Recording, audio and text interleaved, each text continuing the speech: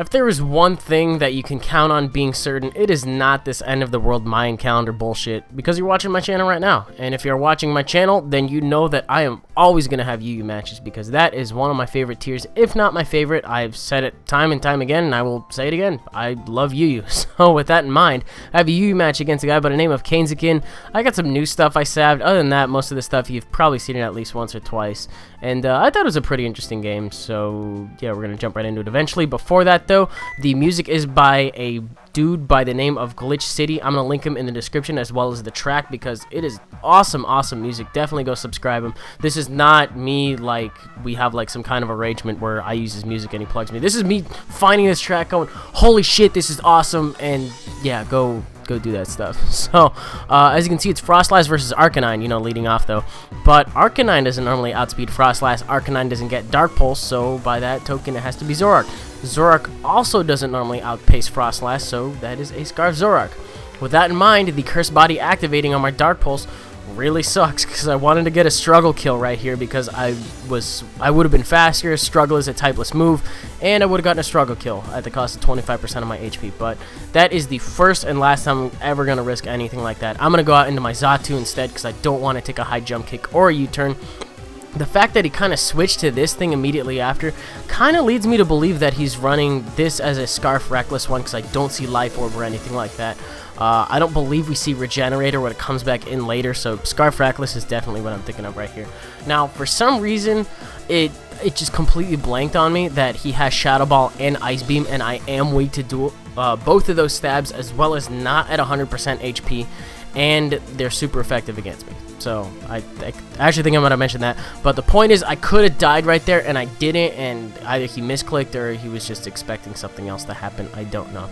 But now I'm expecting one of his stabs to come in. So I'm going to go into Azumarill to take either the Shadow Ball, which is, you know, a neutral hit, I'll take it alright, or I can take the resisted hit in the form of Ice Beam, even better, but not if I get frozen. So as much as it sucks my Azumarill getting frozen, because this is a sub-punching one, I don't really mind it too much. Also, I don't understand a Pokemon being frozen but still just like being able to eat its apple core. That's kind of funny to me. But I was fully prepared to stay in here to take a Bolt Strike, because I did not want anything else to take a Bolt Strike. But it turns out he drops a Thunder on me, so he's a special variant. I'm not seeing Life Orb. Specs more than likely would have killed me. So he's either Scarfed or he's Expert Belt. If he's Expert Belted, then he pulled this bluff very well. I'm not going to say very well, but this was kind of risky for him to keep the bluff up, because Thunder is only, I believe, 77% accurate, or like 84. I think it's 77% accurate without Rain, thanks to Victory Star. So I still think that he's running two Choice Pokes, two Scarfers as a matter of fact. But I'm going to go into Arcanine, and the fact that he switches right here, actually that wasn't Arcanine, that was Zoroark. That kind of fooled me too. I was too busy on my little rant right there to notice that. But it does have 25% missing, it's got 262 HP. It's my Zoroark. So well, anyway, going back to the Victini, that thing's more than likely Expert Belt. So, gonna go into my, I almost said Arcanine again. Going back to what I did earlier, Dark Pulse finishes off the Frostlass, and I tried to go for another Dark Pulse right here. This was probably not my best play in the game, but I did want to get off some damage on this thing, and I figured that would be a better play to make, as opposed to letting it get away with a high jump kick or a U-turn on something else, because it is a problem. That thing actually is kind of a problem. But now that he knows that my Zoroark is gone, I'm actually going to go ahead and go into my Meloetta. I believe this is a max HP set, so what I'm going to do, I think this is Pear Song, T-Wave, U-turn, and Psychic or Psyshock. Not 100%.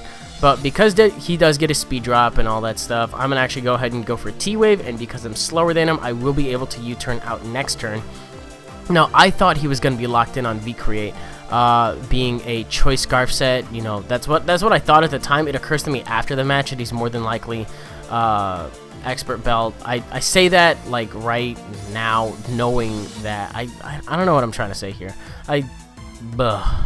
Okay. He's Expert Belt because he switches up moves. Are you happy? Is that what you wanted to hear? Yes! I was expecting him to go for another V-Create right there. But it turns out I just bring in my Arcanine, and now we learned that he's just a paralyzed Expert Belt one, so it's kind of whatever. But Gliger's going to come in. That was a little expected. I don't really mind too much, but I get to go out into my Xatu. Xatu is like the perfect, in every way whatsoever, switch into Gliger, unless, I don't even know if Gliger gets Stone Edge, but like the Stealth Rock, Taunt, Toxic, Earthquake variant. 3 out of 4 moves are completely bound. No. Stealth Rock, Toxic, Roost, Earthquake. Or Stealth Rock, Taunt, Roost, Earthquake. Whatever the case, 2 of those moves are bounced back. One of them I don't give a shit about, and then the other one I actually don't give a shit about. But here is where this was actually a game-changing bit of hacks. You could argue the same thing with Azumarill as well, but this just tided everything in my favor because it turns out he's actually a Relic Song set, meaning that after he transforms, he is going to be a physical variant of Meloetta, and then it turns out that he's actually going to take burn damage and stuff. More importantly, his attack is halved, so this thing is not going to run as much train on his team as I thought, but this thing actually kind of threatens me in a way because there's a move on this set. There's one other move on this set, as a matter of fact. It's Relic Song and Last Resort. Not good for if there's other ghosts on the field, but because he doesn't see any ghost types on my side of the field, he might as well go for it. But right there, he dies to so much recoil. Life Orb recoil, burn damage, and Rocky Helmet recoil. He was at like half HP, and now he's dead. So I take like half from a burn Last Resort, though. That is some serious firepower right there. So gonna go into my Meloetta, I believe is death fodder right here, just, you know, to a high jump kick or a U-turn, whatever. If he goes for a U-turn, I do ultimately end up getting switch initiative, but if he goes for a high jump kick, and I think he's choice scarfed, I'm just gonna go into my Xatu because I quad resist that. I believe I'm physically defensive as well. I don't really take anything from this at all, and it turns out he dies straight out to Rocky Helmet damage. Maybe he was just sacking it or expecting to do a little bit more than likely both, if not just the first one. But I'm gonna go ahead and roost off all that damage and then some from the Last Resort from earlier. So this Xatu actually kind of working out. I kind of like this set. So Victini's going to come in, take some bounce back Stealth Rock damage. I'm going to be able to go for U-turn because of the paralysis I got on it from my Meloetta, and I choose to go into my Arcanine, if I'm not mistaken, to get the Intimidate off and to potentially threaten his next switch in if he wants the U-turn or whatever. I don't really know. He still has a Gligar. It's still kind of a problem, but we'll cross that bridge when we get there. So turns out, because I'm faster thanks to the paralysis, I'm just going to take him out with a crunch. So, no big deal there. I forget what he has left. He has Gligar, and he's got some other shit left. He has his Empoleon, that's right. You know why I forgot about this thing? Because it dies right now. Like, just straight up. Adamant, I think I'm Life Orb? Whatever. Adamant Life Orb close combat, just, look, he encountered a doggy right in his steel-plated chest, facial punched-in area. It's a dog right there, but comes in, dies just as quickly as it did it. So I think his last one is his Gligar, and then it turns out that my Xatu walls it completely. So I still have Arcanine, which I'm actually going to leave in his death fodder to get off a nice chunk of damage. And if he wants to go ahead and roost it off, I can just keep Flare Blitzing. The odds are going to end up being with me that I'll just end up getting a crit or something like that because he is on defensive.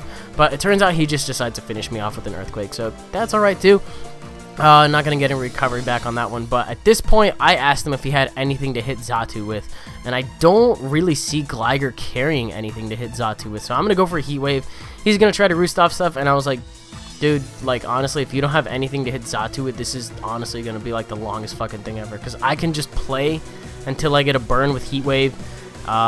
If that were to end up happening, I don't know, whatever, but he's gonna try to go for a Toxic right here, and then it turns out it just activates his own immunity, so he's immune to poison. Realizes that he can't do shit. I do still have him a champ, which I could go for a Dynamic Punch and stuff like that, but ultimately it was just like, you know what, this is getting long and pointless at the end. I didn't really have the drive for it. He didn't really have the drive for it. I technically won, but if I had stayed in there for like 30 more turns, if this was PO and I was really that stubborn, I don't know whose game it would have been, but he just decides to run because he has nothing to touch me with. So that was the game. I hope you guys enjoyed it. If you did, you're welcome to leave a like rating, comment, and subscribe, and do your thing. I have TCGO coming up later tonight because I did not find the time to record any yesterday, so expect to see that in your sub boxes later tonight. And I believe that does it. Also, check out GlitchxCity in the description because his music is the shit. And I think that's it. So I will see you guys. I actually don't think I'm going to be able to stream, unfortunately, now that I mention it, because I got called into work today. So I'm going to be at work later, and then tomorrow I'm going to a TCG tournament. So I'm going to see about Sunday, but no guarantees on that. I did not count on the whole work thing, but it's extra hours, so why not? Anyways, maybe see you guys on Sunday or Monday. I'll definitely find some time to stream next week for sure. It's 7 days. I'll definitely find something. So, bye.